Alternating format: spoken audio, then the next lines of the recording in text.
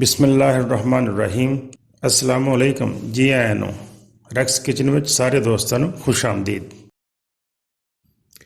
ਅੱਜ ਮੈਂ ਤੁਹਾਨੂੰ ਦੱਸਾਂਗਾ ਲਸਣ ਛਿੱਲਣ ਦਾ ਬਹੁਤ ਆਸਾਨ ਤਰੀਕਾ। ਲਸਣ ਛਿੱਲਣਾ ਕਾਫੀ ਮੁਸ਼ਕਲ ਕੰਮ ਹੈ ਅਤੇ ਨਾਖੂਨ ਦਰਦ ਕਰਨ ਲੱਗ ਪੈਂਦੇ ਆ ਲਸਣ ਛਿੱਲਦਿਆਂ ਛਿੱਲਦਿਆਂ। ਅਤੇ ਜਦੋਂ ਲਸਣ ਜ਼ਿਆਦਾ ਛਿੱਲਣਾ ਹੋਵੇ ਤਾਂ ਖਾਸਾ ਮੁਸ਼ਕਲ ਕੰਮ ਨਜ਼ਰ ਆਉਂਦਾ ਹੈ। ਲੇਕਿਨ ਮੈਂ ਅੱਜ ਤੁਹਾਨੂੰ ਬੜਾ ਆਸਾਨ ਤਰੀਕਾ ਦੱਸਣ ਲੱਗਿਆ। ਇਹਦੇ ਨਾਲ ਤੁਸੀਂ ਬੜਾ ਆਸਾਨੀ ਦੇ ਨਾਲ ਜ਼ਿਆਦਾ ਲਸਣ ਛਿੱਲ ਸਕਦੇ ਹੋ। ਇਸ ਤਰ੍ਹਾਂ ਲਸਣ ਨੂੰ ਤੁਸੀਂ ਪਹਿਲੇ ਉਹਦੀਆਂ ਕਲੀਆਂ ਕਲੀਆਂ ਕਲੀਆਂ ਕਰ ਲੈਣੀਆਂ। ਇਸ ਤਰ੍ਹਾਂ ਦਬਾ ਦਬਾ ਕੇ ਉਸ ਨੂੰ ਅਲੱਗ ਅਲੱਗ ਕਰ ਲੈਣਾ।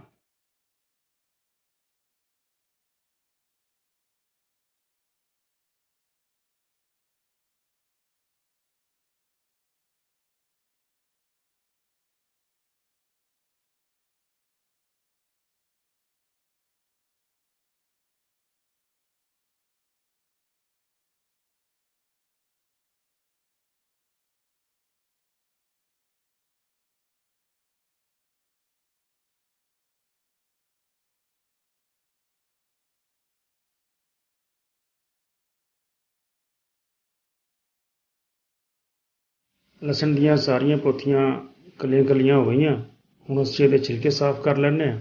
ਮੋਟੀਆਂ ਮੋਟੀਆਂ ਡੰਡੀਆਂ ਪਹਿਲੇ ਹੱਥ ਨਾਲ ਚੁਗ ਲੈਂਦੇ ਹਾਂ।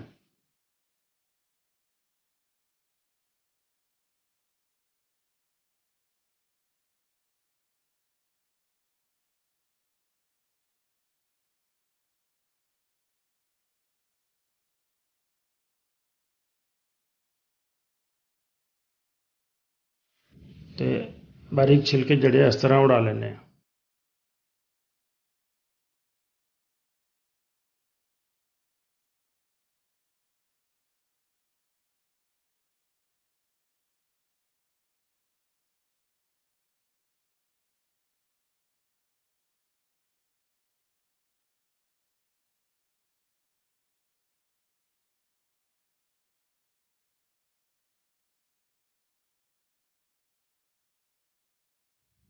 ਸਾਰੇ ਛਿਲਕੇ ਹੁਣ ਸਾਫ਼ ਹੋ ਗਏ। ਅਤੇ ਉਸ ਤੋਂ ਬਾਅਦ ਤੁਸੀਂ ਇਹਨੂੰ ਅਲੱਗ ਕਿਸੇ ਖੁੱਲ੍ਹੇ ਬਰਤਨ 'ਚ ਪਾ ਕੇ ਅਤੇ 2 ਚਮਚ ਨਮਕ ਦੇ ਵਿੱਚ ਸੁੱਟੋ ਅਤੇ ਥੋੜ੍ਹਾ ਜਿਹਾ ਸਰੋਂ ਦਾ ਤੇਲ ਪਾਓ। ਅੱਛੀ ਤਰ੍ਹਾਂ ਮਿਕਸ ਕਰਕੇ ਅਤੇ ਤਕਰੀਬਨ 2-2.5 ਘੰਟੇ ਵਾਸਤੇ ਇਹਨੂੰ ਧੁੱਪ 'ਚ ਰੱਖ ਦਿਓ। 2-2.5 ਘੰਟੇ 3 ਘੰਟੇ ਜਦੋਂ ਧੁੱਪੇ ਪਿਆ ਰਹੇਗਾ ਅਤੇ ਇਹਦੀਆਂ ਛਿਲਕੇ ਜਿਹੜੇ ਆ ਉਹ ਖਾਸੇ ਨਰਮ ਹੋ ਜਾਣਗੇ। ਮੈਨੂੰ ਤਕਰੀਬਨ 3 ਘੰਟੇ ਹੋ ਗਏ ਲਸਣ ਨੂੰ ਧੁੱਪੇ ਰੱਖਿਆ। ਅਤੇ ਆਓ ਜ਼ਰਾ ਦੇਖਦੇ ਹਾਂ ਕਿ ਇਹਨੂੰ ਹੁਣ ਅਸੀਂ ਕਿਸ ਤਰ੍ਹਾਂ ਛਿੱਲਣਾ। ਹੁਣ ਅਸੀਂ ਇਹਨੂੰ ਕਿਸੇ ਸਾਫ਼ ਕੱਪੜੇ ਦੇ ਵਿੱਚ ਪਾ ਕੇ ਮੋਟੇ ਕੱਪੜੇ 'ਚ ਪਾਉਣਾ ਅਤੇ ਇਸ ਨੂੰ ਇਸ ਤਰ੍ਹਾਂ ਰਗੜਨਾ ਹੈ, ਪ੍ਰੈਸ ਕਰਨਾ ਹੈ, ਬਾਰ ਬਾਰ ਰਗੜਨਾ ਹੈ। ਤਕਰੀਬਨ 50% ਲਸਣ ਜਿਹੜਾ ਉਹ ਇਸ ਤਰ੍ਹਾਂ ਹੀ ਛਿੱਲਿਆ ਜਾਣਾ ਹੈ।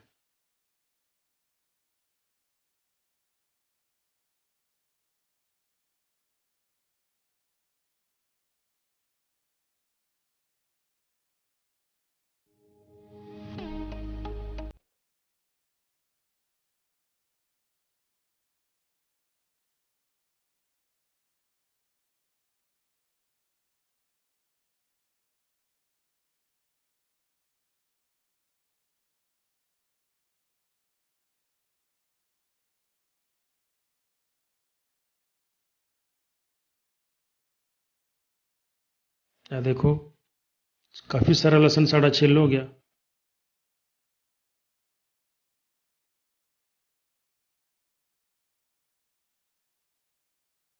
ਇਹਨੂੰ ਅਸੀਂ ਦੁਬਾਰਾ ਬਰਤਨ 'ਚ ਪਾ ਲੈਂਦੇ ਹਾਂ।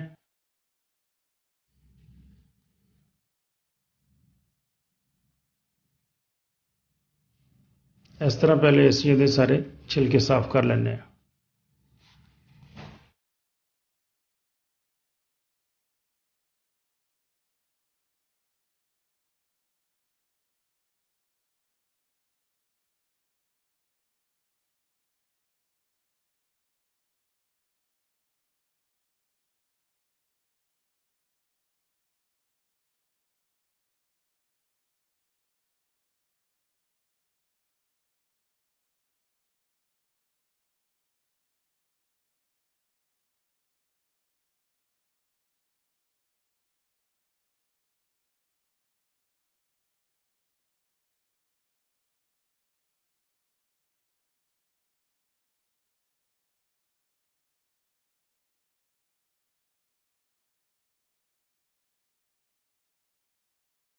ਪਹਿਲੇ ਤੁਸੀਂ ਜਿਹੜੀਆਂ ਛਿੱਲ ਹੋ ਗਈਆਂ ਉਹ ਅਲੱਗਾ ਕਰ ਲਓ, ਨਾਲ ਦੀ ਨਾਲ ਤੁਸੀਂ ਜਿਹੜੀਆਂ ਛਿੱਲਣ ਵਾਲੀਆਂ ਹੈਗੀਆਂ ਉਹਨਾਂ ਨੂੰ ਵੀ ਇਸ ਤਰ੍ਹਾਂ ਹੱਥ ਦੇ ਨਾਲ ਮਾੜਾ ਜਿਹਾ ਮਸਲੋਗੇ ਤੇ ਲਸਣ ਛਿੱਲ ਹੋ ਜਾਏਗਾ।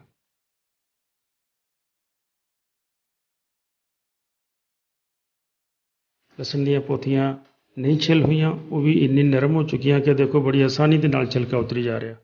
ਬੜੀ ਆਸਾਨੀ ਨਾਲ ਤੁਸੀਂ ਦੇਖੋ ਇਸ ਲਸਣ ਨੂੰ ਇਸ ਤਰੀਕੇ ਨਾਲ ਛਿੱਲ ਸਕਦੇ ਹੋ। ਜ਼ਿਆਦਾ ਦੇਰ ਨਹੀਂ ਲੱਗੇਗੀ, ਜ਼ਿਆਦਾ ਹੱਥ ਦਰਦ ਨਹੀਂ ਕਰਨਗੇ, ਨਾਖੂਨ ਦਰਦ ਨਹੀਂ ਕਰਨਗੇ। ਇਹਨੂੰ ਤੁਸੀਂ ਅਗਰ ਇਸੇ ਤਰ੍ਹਾਂ ਹੀ ਰੱਖਣਾ ਹੈ ਤਾਂ ਇਹਨੂੰ ਧੋ ਕੇ ਖੁਸ਼ਕ ਕਰ ਲਓ ਅਤੇ ਕਿਸੇ ਡੱਬੇ 'ਚ ਪਾ ਕੇ ਫਰੀਜ਼ ਕਰ ਲਓ। ਜਦੋਂ ਜਿੰਨਾ ਜ਼ਰੂਰਤ ਹੈ ਉਹਨਾਂ ਇਸਤੇਮਾਲ ਕਰ ਲਓ, ਅਤੇ ਜਾਂ ਫਿਰ ਤੁਸੀਂ ਇਹਦਾ ਪੇਸਟ ਬਣਾ ਲਓ।